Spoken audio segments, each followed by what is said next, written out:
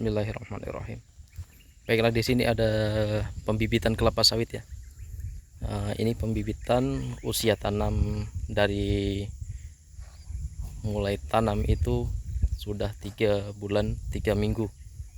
Jadi 3 bulan kita di pre-nursery, setelah itu kita pindah transplanting, itu sudah ada 3 minggu. Jadi umur tanaman ini, bibit ini 3 minggu sudah setelah transplanting ya di lapangan ini.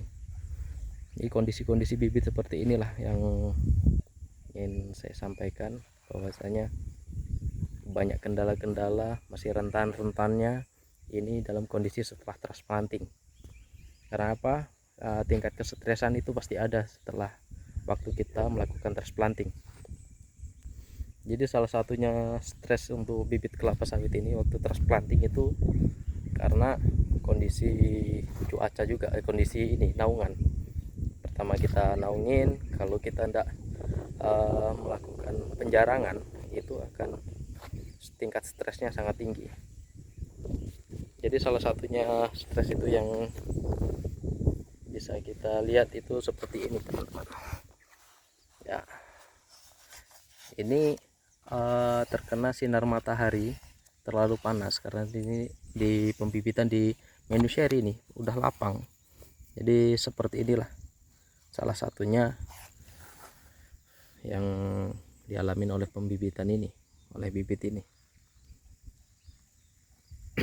Jadi untuk mengantisipasi untuk daun-daun yang bibit-bibit sudah tidak bisa kita harapkan lagi, yang sudah kering segala macam, itu kita lakukan pemotongan secara manual teman-teman. Karena pengalaman dari saya pribadi itu bisa menyebabkan penyakit seperti bercak dan lain sebagainya yang akan bisa menular ke mana-mana. Jadi pokok daun-daun seperti itu kita bersihkan, kita potong secara manual, dan inilah kita sisakan daun-daun yang masih segar-segar. Ini kondisi tanaman kita.